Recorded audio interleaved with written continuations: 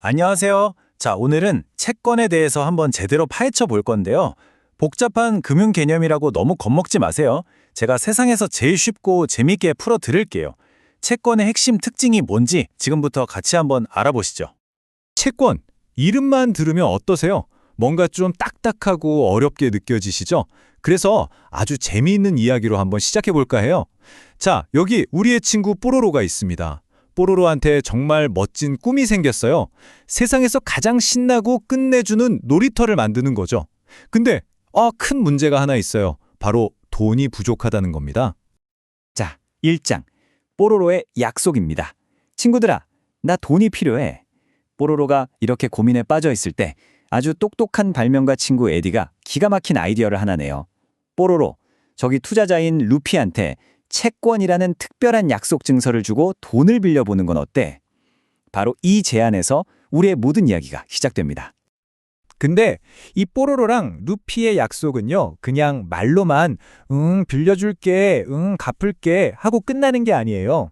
채권 발행 계약서라는 아주 중요한 공식 문서에다가 모든 내용을 아주 꼼꼼하게 적어 넣습니다.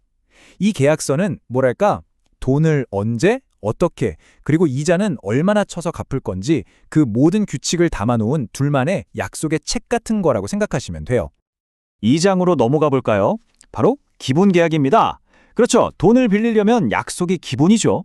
그럼 이 약속의 책에 담겨 있는 가장 핵심적인 약속 3가지, 즉 채권의 조건이 대체 뭔지 지금부터 자세히 한번 들여다보겠습니다.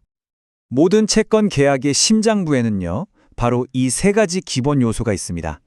첫째, 액면가. 이건 뽀로로가 약속한 날에 이 돈은 꼭 갚을게 하고 약속한 원금을 말하는 거고요. 둘째는 표면 이자예요. 돈 빌려줘서 고맙다는 의미로 정기적으로 주는 이자인데 우리 이야기에서는 뽀로로가 루피한테 주는 달콤한 간식값 정도로 생각하면 쉽겠죠? 그리고 마지막, 모든 약속이 마무리되는 최종 날짜, 바로 만기입니다. 이 3가지가 채권의 뼈대를 이루는 진짜 핵심이에요. 어때요? 뽀로로 이야기가 너무 귀엽게만 들리시나요? 하지만 여러분, 이게 그냥 만화 속 얘기가 아니에요. 자, 화면 한번 보세요. 이게 바로 세계적인 기업 애플이 실제로 발행한 채권 문서거든요. 놀랍게도 구조가 완전히 똑같습니다. 여기 보세요. 액면가, 연간 표면이자, 그리고 만기일이 정확하게 딱 명시되어 있죠. 그러니까 뽀로로의 약속이든 애플의 약속이든 채권의 기본 원리는 완전히 같다는 겁니다. 3장, 투자자 보호입니다. 담보와 우선순위라는 개념이 나오네요. 자, 여기서 투자자 루피의 걱정이 스멀스멀 올라오기 시작합니다. 만약에 뽀로로 놀이터 사업이 잘 안 되면 내 돈은 어떻게 하지? 이거 정말 당연하고 중요한 걱정이잖아요. 지금부터는 채권 계약이 투자자인 루피를 어떻게 안전하게 지켜주는지 한번 알아보겠습니다. 투자자를 보호하는 가장 핵심적인 장치 중 하나가 바로 담보예요. 만약 뽀로로가 자기가 정말 아끼는 썰매 같은 자산을 담보로 딱 걸면 이건 담보부채권이 되는 거예요. 그럼 혹시라도 돈을 못 갚게 되면 루피는 그 썰매를 팔아서 돈을 돌려받을 수 있는 거죠. 반면에 다른 담보 없이 오직 내가 꼭 갚을게 하는 뽀로로의 신용과 약속만 믿는 채권을 무담보 채권이라고 부릅니다. 그리고 우선순위라는 게 있는데요. 이건 일종의 줄서기 규칙이라고 생각하시면 편해요. 만약에 정말 최악의 경우에 뽀로로가 돈을 못 갚게 되면 누가 먼저 돈을 돌려받을까요? 여기 화면에 보이는 것처럼 순서가 다 정해져 있습니다. 1순위는 당연히 담보, 즉 뽀로로의 썰매를 잡고 있는 가장 안전한 투자자겠죠? 그 다음에 다른 투자자들이 순서대로 돈을 받게 되는 거예요. 그래서 투자할 때 이 순서가 정말 중요합니다. 자, 4장으로 넘어가서 특별한 규칙들을 볼게요. 상환과 보호조항에 대한 건데요. 채권은 이런 기본 약속 말고도 여러 가지 만약의 경우를 대비한 특별한 규칙들을 가지고 있어요. 이게 조금 더 복잡하게 느껴질 수는 있는데 돈을 빌리는 사람이나 빌려주는 사람 모두에게 아주 중요한 약속들입니다. 예를 한번 들어볼까요? 뽀로로의 놀이터 사업이 완전 대박이 난 거예요. 그래서 돈을 생각보다 훨씬 일찍 갚고 싶어졌어요. 이럴 때는 어떻게 될까요? 만기일이 되기 전에 갚아도 괜찮을까요? 바로 이런 상황을 위한 규칙이 콜 조항이라는 겁니다. 이 조항은 돈을 빌린 뽀로로한테 만기가 되기 전에 미리 정해놓은 가격으로 채권을 다시 사들일 수 있는 특별한 권리를 주는 거예요. 이게 꼭 해야 하는 의무는 아니고요.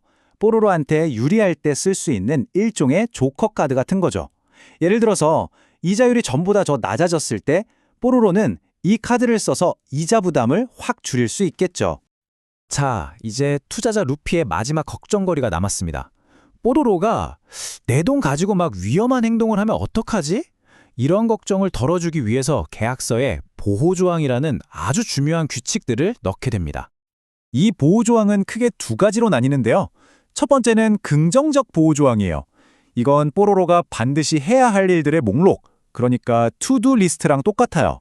예를 들면 놀이터 사업이 지금 어떻게 돌아가고 있는지 재무 상태를 정기적으로 보고할 것, 담보로 맡긴 내 썰매 항상 반짝반짝하게 잘 관리할 것, 이런 약속들이 여기에 포함되는 거죠. 반대로 부정적 보호조항이라는 것도 있어요. 이건 뽀로로가 절대 해서는 안 되는 일들의 목록, 일종의 not-to-do 리스트라고 보시면 돼요.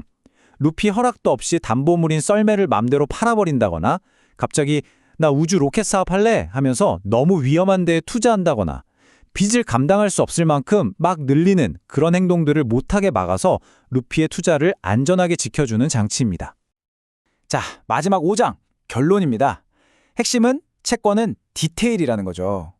오늘 포로로의 모험을 쭉 따라오면서 우리는 아주 중요한 사실 하나를 깨달았어요. 채권이라는 게 그냥 나중에 갚을게라고 쓴 단순한 차용증이 절대 아니라는 거예요. 이건 돈을 빌리는 사람의 꿈과 돈을 빌려주는 사람의 안전을 모두 지키기 위해서 아주 세심하게 설계된 정말 정교한 규칙들의 집합체인 겁니다. 채권은 단순한 대출이 아니라 규칙이 있는 관계다라는 말이 있죠. 이자율부터 시작해서 온갖 보호조항에 이르기까지 채권의 모든 특징 하나하나가 바로 이 관계를 정의하고 관련된 모든 사람들의 위험을 관리하는 아주 중요한 역할을 하는 거예요. 그래서 오늘 이야기의 최종 결론은 바로 이겁니다. 채권에 투자할 때는 반드시 그 계약서의 디테일을 꼼꼼하게 읽어야 한다는 것.